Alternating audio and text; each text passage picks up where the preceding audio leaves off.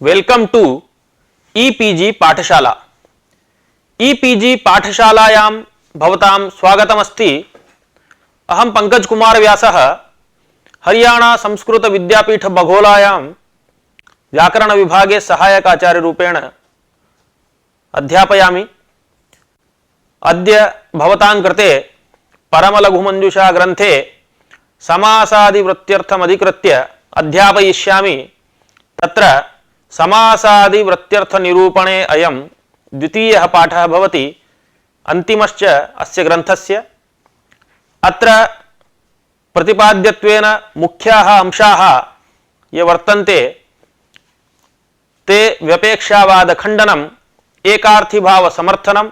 तत्र एकार्थीभावसमर्थने भाष्यादिप्रमाणम् एतत् सर्वम् अद्य मुख्यांशत्वेन भवतां कृते पाठ्यते। इतः प्राक्तन पाठे भवद्भिः अधीतं तत् संक्षेपेण स्मारयामि। तेन विषयस्य दृढीकरणं च भविष्यति भवतां। किञ्च अस्मिन् पाठे वक्ष्यमाणेनापि पूर्वापर्यसङ्गतिः का इत्यपि ज्ञातं भविष्यति।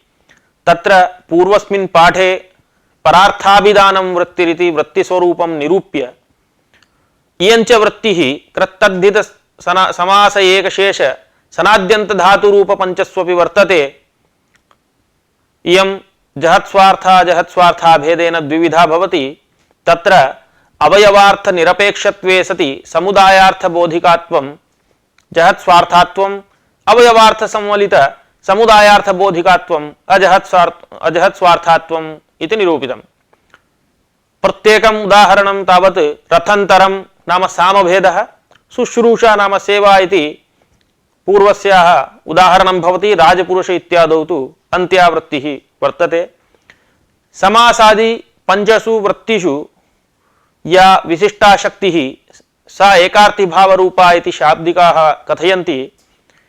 एकार्थीभावापेक्षया व्यपेक्षा स्वीकारे तु धवखदिरौ, निष्कौशाम्बिः, गोरथो इत्यादिषु साहित्य क्रांत्य युक्ताद्यर्थाः वाचनिका वाच्याः इत्याशयः। अथैतस्मिन् व्यपेक्षायां सामर्थ्ये योऽसौ एकार्थीभावः, एकार्थीभावकृत विशेषः सः वक्तव्यः इति समर्थसूत्र भाष्यात् लभ्यते। एवञ्च समर्थसूत्र भाष्यं प्रमाणीकृत्य अस्माभिः वृत्तिषु एकार्थीभावः स्वीक्रियते। तद्विपरीततया व्यपेक्षावादिनः नैयायिकाः मीमांसकाश्च समासे न कापि विशिष्टा शक्तिः इति अभिप्रयन्ति। ते इत्थं कथयन्ति, राजपुरुष इत्यादौ राजपदादेः सम्बन्धिनी लक्षणयैव राजसम्बन्धवदभिन्नः पुरुषः इति बोधः जायते। अतएव राज्ञः पदार्थ एकदेशत्वात् तत्र रिद्धस्य इत्यादि विशेषण योगो न भवति। पदार्थः पदार्थेन अन्वेति न तु तदेकदेशेन इति न्यायात्। सविशेषणानां वृत्तिर्न वृत्तस्य विशेषण योगो न इति न्यायोपि तदर्थपर एव इति प्रतिपादितमासीत्। तत्रैव व्यपेक्षावादिना इदमपि प्रतिपादितं यत् पंकजशब्दवत् इति दृष्टान्तेन समासे शक्त्यङ्गीकारः अनावश्यकः, लक्षणया एव तत्र निर्वाहसंभवात्। परन्तु सममेव तेन प्रतिपादितं यत् पंकजशब्दवत् शक्तिस्वीकारः अन्यत्र राजपुरुषादिवृत्तौ अनपेक्षितः। इत्थं दृष्टान्त दार्ष्टान्तिकयोः वैषम्यं स्पष्टमेव इति तत्र अस्माभिः निरूपितं। तत्र पंकजादि शब्देषु समुदायशक्त्यैव बोधः इति कृत्वा तत्र शक्तिः स्वीक्रियते चेदपि राजपुरुषादिषु न स्वीकर्तव्या इति दृष्टान्त दाष्टान्तिकयोः वैषम्यं तत्र प्रकटितं। ततः अग्रे व्यपेक्षावादि मतखण्डनाय ग्रन्थकारेण प्रयुक्तयुक्तीनां विचारः अत्र क्रियते। एवञ्च पाठेऽस्मिन् मुख्यांशाः यथा आदावेव सूचिताः व्यपेक्षावाद निराकरणम्, एकार्थीभाव समर्थनं। तत्र एकार्थीभाव समर्थने यानि प्रमाणानि तानि कथ्यन्ते इत्थम्। अधुना व्यपेक्षावादस्य क्रमेण खण्डनं क्रियते। एतावत् पर्यन्तं संग्रहेण समासे विशिष्टा शक्तिः न स्वीक्रियते इति वदतां व्यपेक्षावादीनां पूर्वपक्षम् अनुदितं सम्प्रति तत्खण्डनाय याः युक्तयः ग्रन्थे प्रदर्शिताः ग्रन्थकारेण ताः स्वीकृत्य विवेचनं कुर्मः। समासे विशिष्टशक्तेः अस्वीकारे विशिष्टस्य अर्थवत्वं न स्यात्, ततः प्रातिपदिकत्वं न स्यात्, अर्थवत एव शब्दस्य प्रातिपदिकसंज्ञा विधानात्। अर्थवत् सूत्रस्य भाष्यमपि उक्तार्थे प्रमाणं वर्तते। तत्र भाष्ये अर्थवदिति किम्, अर्थवतां समुदायोऽनर्थकः दशदाडिमानि षडपूपाः कुण्डमजाजिनम् इति प्रत्युदाहृतम्। अत्र अर्थवतां पदानां समुदाये प्रत्येकं पदस्य अर्थवत्वेपि समुदायस्य निरर्थकतया तत्र प्रातिपदिक संज्ञा वारणार्थम् अर्थवदिति पदम्। एवञ्च समुदाय व्यावृत्तये अर्थवदिति उक्तं भाष्यकृता। समासे शक्य स्वीकारे राजपुरुषपदयोः त्वन्मते प्रत्येकम् अर्थवत्वेपि समुदाये शक्त्यभावात् समुदाय अनर्थक्याच्च तुल्यन्यायात् दशदाडिमानि इत्यादिवत् प्रातिपदिकत्वं न स्यात् इति अनया रीत्या एका युक्तिः वर्तते।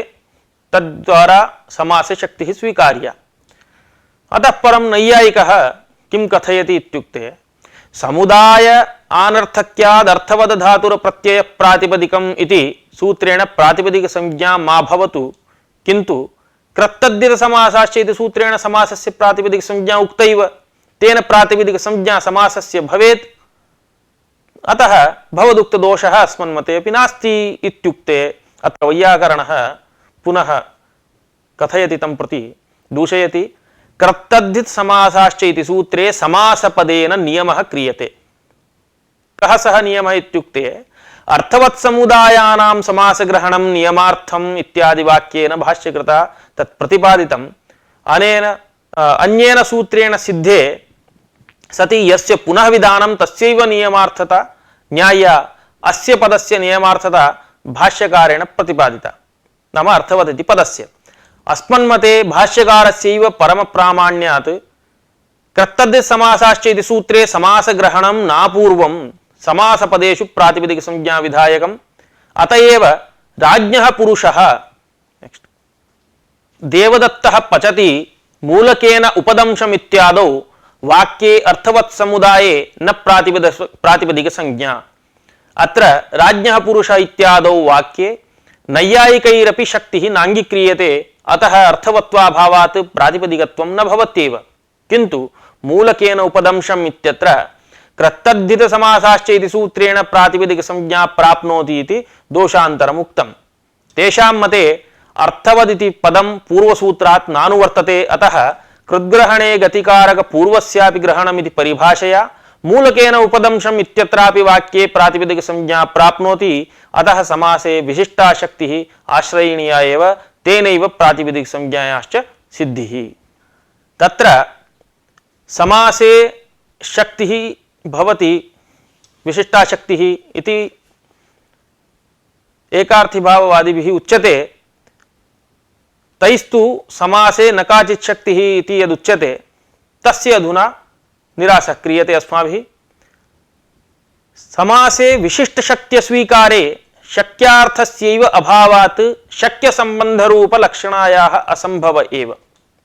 अतः लाक्षणिक अर्थवत्वस्यापि अभावात् कथमपि अर्थवत्ता निश्चयाभावात् प्रातिपदिक संज्ञाभावे अपदं न प्रयुञ्जीत इति भाष्यकार इष्ट्या स्मृत्युक्त निषेधेन च समासपदानां प्रयोग एव न स्यात् इति अपरः दोषः।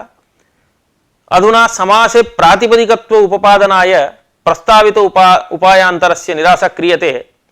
तत्र नैयायिकैः समासे शक्तिं नैयायिकः समासे शक्तिं अस्वीकुर्वन्नेव प्रकारान्तरेण समासे पदत्व साधनाय प्रवर्तते। स किं कथयति इत्युक्ते अर्थवदधातुर प्रत्ययः प्रातिपदिकं कृत्तद्धित समासाश्च इति सूत्रद्वयेन प्रातिपदिक संज्ञा विहिता। तत्स्थाने तिप्तझि इत्यत्र ति इत्यारभ्य सोत्समोष्टाभ्यां इत्यादि सूत्रेण ज्ञोस्सु इति यत् सूत्रे पठितं तत्र इत्यत्र पकारपर्यन्तं तिप् इति भाष्यादृतं प्रत्याहारम् आश्रित्य तद्भिन्नस्य अतिप्रातिपदिकम् इति न्यासेन सुबन्त तिङन्त भिन्नस्य प्रातिपदिक संज्ञा विधातुं शक्या। ततः समासश्च इति न्यासान्तरमपि करणीयम्। समासस्यापि तिङन्त सुबन्त भिन्नत्वात् आद्येनैव न्यासेन प्रातिपदिक संज्ञा सिद्धौ न्यासान्तर आरम्भः नियमार्थः भवति। अतः गुरुभूतेन सूत्रद्वयकरणेन किमपि विशिष्य साध्यं नास्ति। अतः गुरुभूतं सूत्रद्वयं न करणीयम् इति सिद्धं खलु। तस्मात् प्रातिपदिक संज्ञा अपि सिद्ध्यति, पदत्वं च सुलभम् इति नैयायिकस्य आशयः। अत्र वैयाकरणस्य तं प्रति समाधानं त्वदुक्तन्यासरीत्या प्रत्येकं वर्णानां सुबन्त तिङन्त भिन्नत्वात् तत्रापि प्रातिपदिक संज्ञा स्यात्। ततः सुबाद्युत्पत्तिश्च स्यात्। तद्वारणार्थम् अर्थवदिति अपेक्षितमेव। तव मते समासे विशिष्टशक्त्यभावात् तिङन्त भिन्नत्वेपि सुबन्त भिन्नत्वेपि अर्थवत्वाभावात् प्रातिपदिक संज्ञायाः अप्राप्त्या विध्यर्थमेव समासश्च इति न्यासान्तरमपि नियमार्थत्वाभावात् वाक्यस्य संज्ञा दुर्वारा एव। तादृश समुदाये प्रातिपदिक संज्ञा रूप कार्य विधानमेव समासे अर्थवत्वस्य अनुमापकम्। समासः अर्थवान् प्रातिपदिकत्वात् यन्नार्थवत् तन्न प्रातिपदिकं यथा भूसत्तायाम् इत्यादौ अनुकार्य अनुकरणयोः अभेद विवक्षया अर्थवत्वाभावात् न प्रातिपदिक संज्ञा इत्यनुमान स्वरूपम् इति अनुमानेन तत्र समासः अर्थवान् भवति, तस्मादेव तत्र प्रातिपदिकत्वम् इति संसाधितम्। तत्र नैयायिकेन न्यासान्तरेण यः प्रयासः कृतः प्रातिपदिकत्व साधनाय स तु अयुक्तः एव। तत्सर्वम् अस्माभिः प्रतिपादितं। तस्य अति इति न्यासेन नाम भिन्नस्य प्रातिपदिक संज्ञा कर्तव्या इत्युक्ते वर्णोपि नाम प्रत्येकं वर्णस्यापि सुबन्त तिङन्त भिन्नत्वात् तत्रापि प्रातिपदिक संज्ञा स्यादिति महदनिष्टम् आपद्येत। अतः तद्वारणाय अर्थवदिति पदम् अपेक्षितमेव। तस्माद् अस्मदुक्तं नाम पाणिन्युक्त न्यास एव तत्र अपेक्षितः, स एव युक्ततरः इति अत्र आयाति। अधुना व्यपेक्षावादिमते दूषणान्तराणि अस्माभिः प्रदर्श्यन्ते। तत् प्रथमं भवति समासे एकार्थी भावस्य नाम एकार्थोपस्थिति जनकत्व रूपस्य स्वीकारे एव अवयवानां निरर्थकत्वात् तत्र विशेषणाद्यन्वयः न भवति इति सविशेषणानां वृत्तिर्न इत्यादि न्यायसिद्धम्। तथैव पदार्थ पदार्थेन अन्वेति न तु तदेकदेशेन इत्यादि व्युत्पत्तिरपि सिद्धा भवति। तव तु व्यपेक्षा सामर्थ्यात् सर्वमिदं वाचनिकमेव इति गौरवम्। यतोहि समासे एकार्थी भावः न स्वीक्रियते चेत् एतत् सर्वं वाचनिकं भवति। अस्माकं मते तु न तथा इति लाघवम्। द्वितीय आपत्तिः नाम दूषणं भवति द्वितीयं। व्यपेक्षावादिभिः भवद्भिः दण्डिनमानय इत्यादौ दण्डसम्बन्धिनः पुरुषस्य आनयन क्रियायां कर्मत्वमिष्टम् न तु दण्डे। अतः प्रत्ययानां सन्निहित पदार्थगत स्वार्थबोधकत्वम् इति न्यायस्य आश्रयेण कृतं वर्तते। तत्तु न सम्यक्।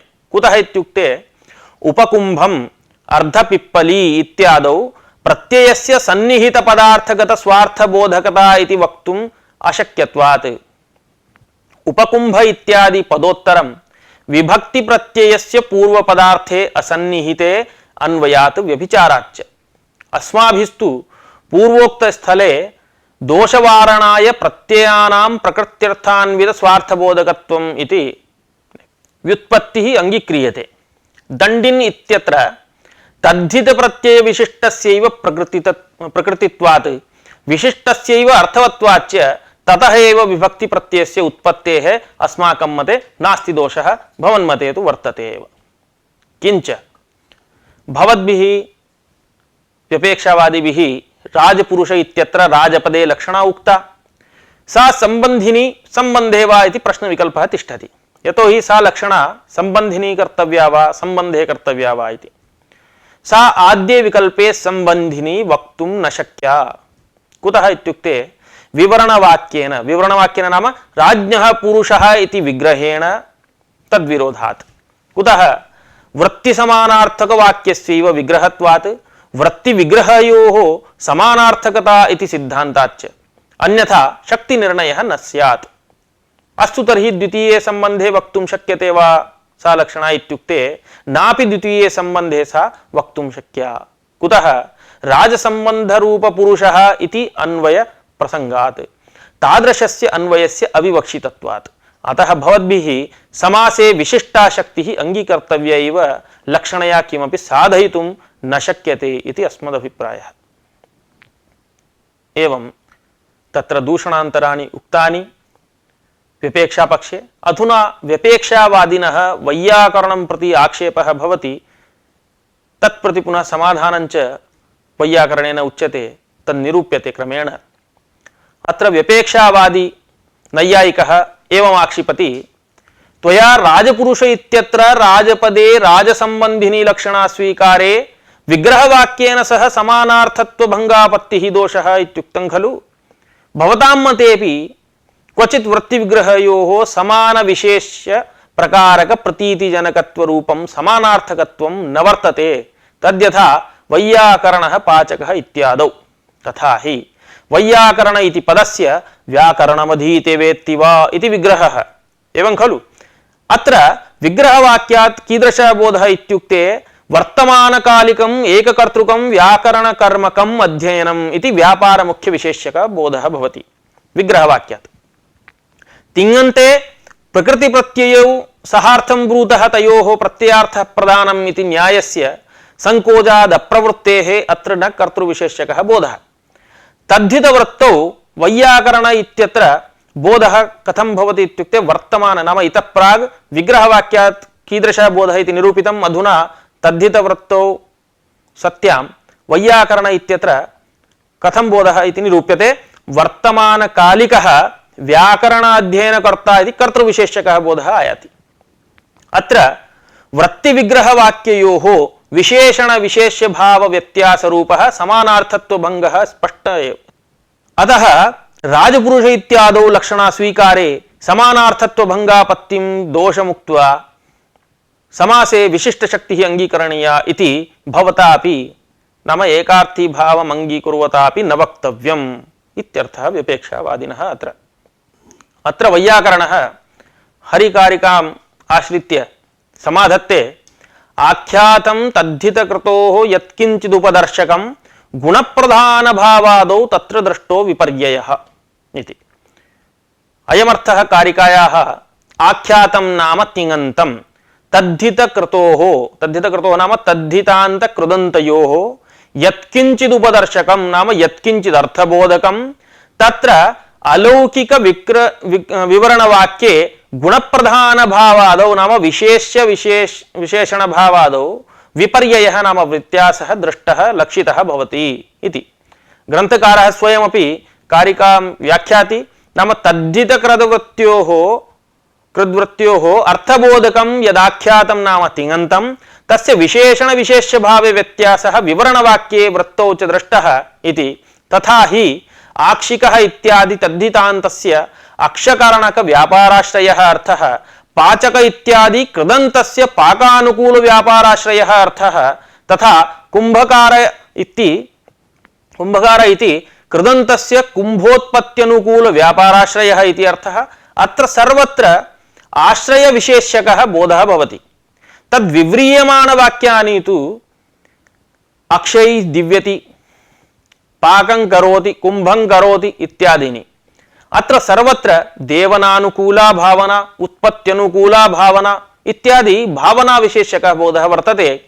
अत्र अलौकिक विग्रहवाक्ये वृत्तिजन्य बोध समान विषयक बोधजनकत्व रूप विग्रहत्व साधनाय ईषत् विशेष्य विशेषण भाव व्यत्यासः अंगीक्रियते। तेन वृत्ति विग्रहयोः समानार्थता भंगापत्ति रूप दोषः वारयितुं शक्यते। अतः समासादौ विशिष्टा शक्तिः अंगीकरणीया एव।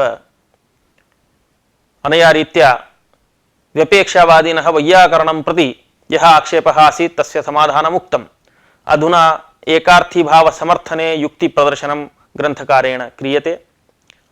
तत्र नैयायिकः पुनः आक्षिपति यत् रथंतर इत्यादि स्थले विशिष्ट शक्तिसत्वात् एकार्थीभाव स्वीकारे रथेन तरति इति विग्रहात् रथकरणक तरण कर्तृत्वं रथिकस्यापि वर्तते, अतः तस्यापि बोधो भवतु, तस्यार्थस्यापि विशिष्टत्वात् इति चेत् न। एकार्थीभाव स्वीकृतेपि न तादृशः बोधः। यतोऽत्र रूढियोगार्थम् अपहरति इति न्यायेन न रथिकस्य बोधः अपितु सामविशेषस्यैव। अतः नायं दोषः अस्मत्पक्षे, व्यपेक्षापक्षे तु स्यान्नाम। किंच व्यपेक्षापक्षे राजपुरुष इत्यादौ यथा प्रत्येक पदार्थोपस्थितौ आकांक्षया विशिष्टार्थबोधः तथा पंकज शब्देपि विशिष्टार्थ प्रत्ययोत्पत्त्या रूढेः उच्छेदः स्यादिति यद्दूषणं तत्तु अस्माकम् एकार्थी भाववादिनां विशिष्ट शक्ति साधने भूषणमेवेति। एवंच वृत्तिषु विशिष्ट शक्तिः अस्ति एव इति अंगीकर्तव्या। अत्र नैयायिकस्य पुनः प्रश्नः, वृत्तौ विशिष्ट शक्ति स्वीकारे पंकजादि पदे अवयवार्थ प्रतीतिः न स्यात्। कमलादि पदेभ्यः यथा पुष्प विशेष बोधः तथा समुदाय शक्त्यैव पंकजादि पदात् पुष्प विशेष इत्येव बोधः इति वक्तव्यम् इति। अत्र नैयायिकं प्रति समाधानमुच्यते वैयाकरणेन, जहत् स्वार्थात् तत्रैव यत्र रूढिर्विरोधिनी इति अभियुक्तैः उक्तत्वात् यत्र रूढेः विरोधः वर्तते वृत्तौ तत्रैव जहत् स्वार्थः वृत्तिः। पंकजादि पदे तु अवयवार्थ संवलित समुदायार्थः नाम वृत्त्यर्थः, तेन अत्र अजहत् स्वार्थः वृत्तिरेव। अवयवार्थ संवलितः विशिष्टार्थः पंकजपदस्य इति विशेषः। अवयवार्थ संवलितः विशिष्टार्थः पंकजपदस्य इति प्रसंगात् शब्दस्य चातुर्विध्यं निरूपयति ग्रंथकारः। किमित्युक्ते अवयवार्थ संवलितः समुदायार्थः अत्र वर्तते इति अनया रीत्या कश्चन विभागः अस्माभिः प्रथम प्रकरणे नाम शक्ति निरूपणे अपि तत्र प्रदर्शितमासीत्। नाम शब्दाः रूढाः योगरूढाः यौगिकाः यौगिकरूढाश्च भवन्ति, तदेव अत्र पुनः प्रसंगात् स्मारयति ग्रंथकारः। नाम अवयवार्थ संविलितः विशिष्टार्थ इति इत्यादि रीत्या पदस्य चातुर्विध्यं वर्तते। तत्र रूढः योगरूढः यौगिकः यौगिकरूढश्च इति चातुर्विध्यं प्रदर्शितं। तत्र एकैकस्य लक्षणम् उक्त्वा तस्य उदाहरणमपि कथयति। अवयवार्थम् अनपेक्ष्य समुदाय शक्ति मात्रेण अर्थबोधकत्वं रूढत्वं। नाम यत्र अवयवार्थस्य अपेक्षा नास्ति, समुदाय शक्ति मात्रेण अर्थबोधकत्वं वर्तते, तन्नाम रूढत्वं। यथा रथंतरम् इत्यादि शब्दाः।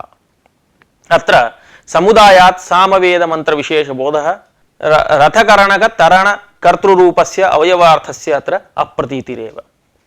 ततः अवयवार्थ संवलित समुदायार्थः यत्र वर्तते तत्र योगरूढः इति व्यवहारः। यथा पंकजादि शब्दाः, अत्र समुदायस्य पद्मरूपः अर्थः कर्तृरूपस्य अवयवार्थस्यापि रूढ्यर्थेन सह अविरोधः इति। तस्मात् अवयवार्थ संवलित समुदायार्थः अत्र वर्तते। अन्यत्र अवयवशक्त्यैव अर्थबोधकत्वं यत्र वर्तते तत्र यौगिकत्वम् इति स्वीकार्यम्। यथा पाचकः पाठकः इत्यादौ पाककर्ता इति कर्तृर्थे पचधातोः नुल् प्रत्ययः, पाठकः इत्यत्र पठधातोः नुल् प्रत्ययः। तत्र योगशक्त्या तावत् नाम अवयवशक्त्या अर्थबोधकत्वमस्ति। अवयवशक्त्या समुदायशक्त्या च अर्थबोधकत्वं यस्मिन् शब्दे सः यौगिकरूढशब्दः इति। यथा मण्डपः इत्याद्युदाहरणमस्य वक्तुं शक्यते। अत्र मण्डपान कर्तृपरः मण्डपशब्दः एवं ग्रहविशेषपरः अपि मण्डपशब्दः उदाहरणत्वेन स्वीक्रियते। अनया रीत्या प्रसंगोपात्तं पदस्य चातुर्विध्यं भवति, तदपि निरूपितम्। अधुना व्यपेक्षापक्षे यद्दूषणं वर्तते तद्वृत्तौ शक्तिसाधकम् इति अस्मन्मते भूषणमिति यदुक्तमासीत् तस्य किञ्चित् विस्तरेण अधुना विवेचनं क्रियते। वृद्धैः कृतं व्यपेक्षा सामर्थ्य दूषणं विशिष्ट शक्ति साधकम् इति निरूपयितुं ग्रन्थकारः तत्र कारिकाम् उद्धरति। या कारिका भूषणसारेपि नाम भट्टोजि दीक्षित निर्मिता या कारिका वर्तते सा तत्र भूषणसारे व्याख्याता तामेव अधिकृत्य कथयति समासे खलु भिन्नैव शक्तिः पंकज शब्दवत् इति। अयमर्थः अस्याः पंकजादि शब्दे योगार्थ मात्रांगीकारे शैवालादेरपि ततः बोध स्यात्। अतः अवयव शक्त्यतिरिक्ता पद्मत्वावच्छिन्न निरूपिता समुदाय शक्तिः यथा अंगीक्रियते तथा वर्तावपि समुदाय शक्तिः स्वीकार्या इति अस्याः कारिकायाः आशयः, कारिकांशस्य आशयः। एवमेव एकार्थी भाव स्वीकारे लाघवमपि भवति इति वृद्धोक्तं प्रदर्शयति। वृद्धोक्तम् इत्युक्ते दीक्षितादिभिः यदुक्तं बहूनां वृत्तिधर्माणां वचनैरैव साधने स्यान्महद्गौरवं तस्मादेकार्थी भाव आश्रितः इति। अत्रापि एवमर्थः ज्ञातव्यः। वृत्तेः धर्माः तत्र उक्तं खलु बहूनां वृत्तिधर्माणाम् इत्युक्ते वृत्तेः धर्मः इत्युक्ते के धर्मः इत्युक्तौ विशेषणस्य असम्बन्धः लिङ्गसङ्ख्याद्य सम्बन्धश्च विशेषणवतां पदानां वृत्तिः न भवति इत्यादयः। नाम वृत्तेः ये धर्मा विशेषणस्य असम्बन्धः लिङ्गसङ्ख्यादि असम्बन्धश्च तत्र विशेषणवतां पदानां वृत्तिः न भवति इति ये धर्माः उक्ताः ते व्यपेक्षा सामर्थ्य अंगीकारे ते सर्वेपि धर्माः सविशेषणानां वृत्तिर्न वृत्तस्य विशेषण योगो न इत्यादिभिः वचनैः साध्या इति प्रथमार्धस्य अर्थः।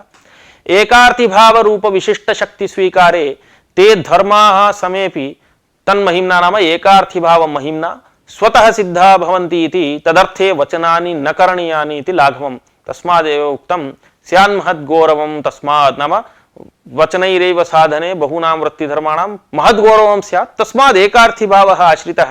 एवञ्च एकार्थी भाव आश्रयणे तु सहसः अर्थः नाम ते धर्माः ये उक्ताः सर्वेषामपि एकार्थी भाव महिम्ना लाभः भवति इति लाघवम्। तस्माद् व्यपेक्षा सामर्थ्यं वाक्ये एव भवति वृत्तौ तु एकार्थी भावः इति व्यवस्था भाष्यकार सम्मता वर्तते। तदुक्तं समर्थसूत्र भाष्ये भाष्यकारेण किं समर्थं नाम पृथगर्थानाम् एकार्थी भावः समर्थवचनं क्व पुनः पृथगर्थानि क्व एकार्थानि वाक्ये पृथगर्थानि राज्ञः पुरुषः इति समासे पुनः एकार्थानि राजपुरुष इति। अत्र समासे पुनः एकार्थानि राजपुरुष इत्यादिना एकार्थी भावः समासादि वृत्तिषु भवति वाक्ये तु पृथगर्थानि एव नाम व्यपेक्षा रूप सामर्थ्यमेव वर्तते इति स्पष्टं कंठतः भाष्यकृता उक्तम्।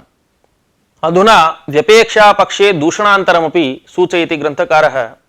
तत्रैव भूषणकारस्य या कारिका वर्तते भूषणसारे या व्याख्याता तामेव अधिकृत्य सा च कारिका चकारादि निषेधोऽथ बहुव्युत्पत्तिभञ्जनं कर्तव्यं ते न्यायसिद्धं त्वस्माकं तदिति स्थितिः इति। नाम व्यपेक्षा सामर्थ्य स्वीकारे वाच्ये इतरेतर योगाद्यर्थं प्रयुज्यमान चकारादि निपातानां वृत्तौ निषेधः वचनेन कर्तव्यः। तत्र पदानां स्वार्थमात्र बोधकत्वात् इति यथा घटश्च पटश्च इत्यत्र वृत्तौ साहित्य सह विवक्षा द्योतक चकार निषेधः वक्तव्यः। घन इव श्याम इत्यादौ सादृश्य द्योतकः इव शब्दः वाक्ये वर्तते तस्य वृत्तौ घनश्याम इत्यादौ निषेधः वचनेन वक्तव्यः। अस्माकं तु एकार्थी भाव महिम्नैव साहित्याद्यवच्छिन्ने एव शक्ति स्वीकारात् तेषाम् अर्थानां न्यायतः सिद्धे उक्तार्थानाम् अप्रयोगः इति न्यायात् वृत्तौ चादीनाम् अप्रयोग एव इति। तथा बहुव्युत्पत्तिभञ्जनं नाम चकारादि निषेधोऽथ इत्यस्य विवरणमुक्तम्। अधुना बहुव्युत्पत्तिभञ्जनम् इति कीदृश व्युत्पत्तिभञ्जनम् इत्युक्ते अषष्ठ्यर्थ बहुव्रीहौ प्राप्तोदक इत्यादौ व्यपेक्षा सामर्थ्याङ्गीकारे पदानां स्वार्थमात्रे स्थितानाम् आकांक्षादिवशात् अन्वये कृते प्राप्तिकर्तृभिन्नमुदकम् इत्यर्थे ज्ञाते तत्सम्बन्धि ग्रामे लक्षणायामपि उदककर्तृक प्राप्तिकर्म ग्राम इत्यर्थस्य अलाभे प्राप्त इत्यत्र तप्रत्ययस्य गत्यर्थाकर्मक इत्यादि सूत्रेण विहितस्य कर्तृर्थकस्य कर्मण्यर्थे लक्षणायां स्वीकृतायां नामार्थयोः अभेदः संसर्गः इति न्यायात् उदकाभिन्नं प्राप्तिकर्म इत्यर्थः स्यात्। उदककर्तृक प्राप्तिः इत्यर्थे तु नामार्थयोः अभेदान्वयः इति व्युत्पत्तेः भङ्गः स्यात् इति दोषः।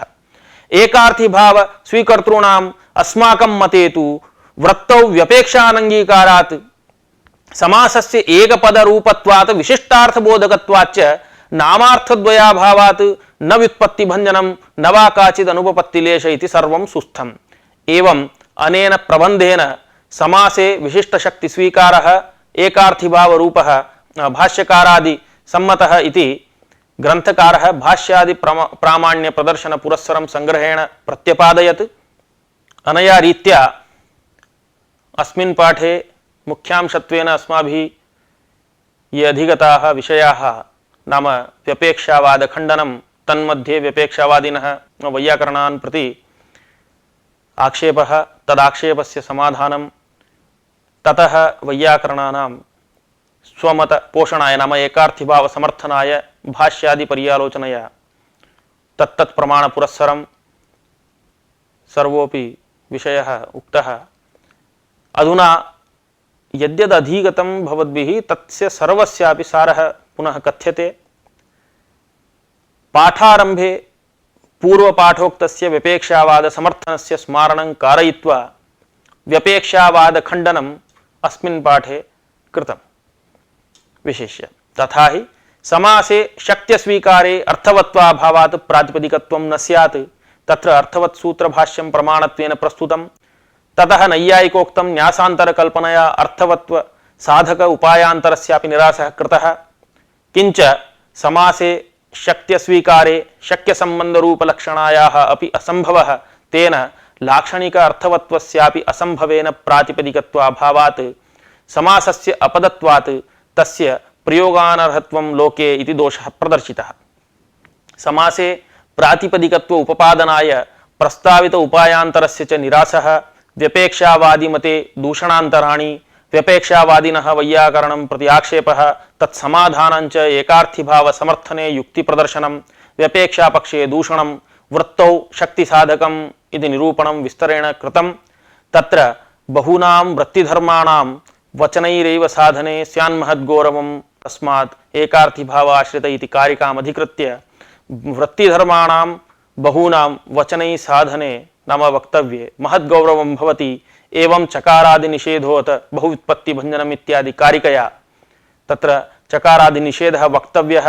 बहुव्युत्पत्तिभञ्जन रूपदोषः नाम पदार्थ पदार्थेन अन्वेति न तु तदेकदेशेन इत्यादि व्युत्पत्तीनां भञ्जनमपि भवति इति अनया रीत्या अनेके सन्ति दोषाः व्यपेक्षापक्ष स्वीकारे।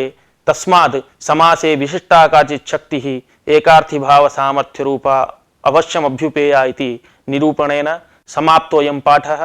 अनेन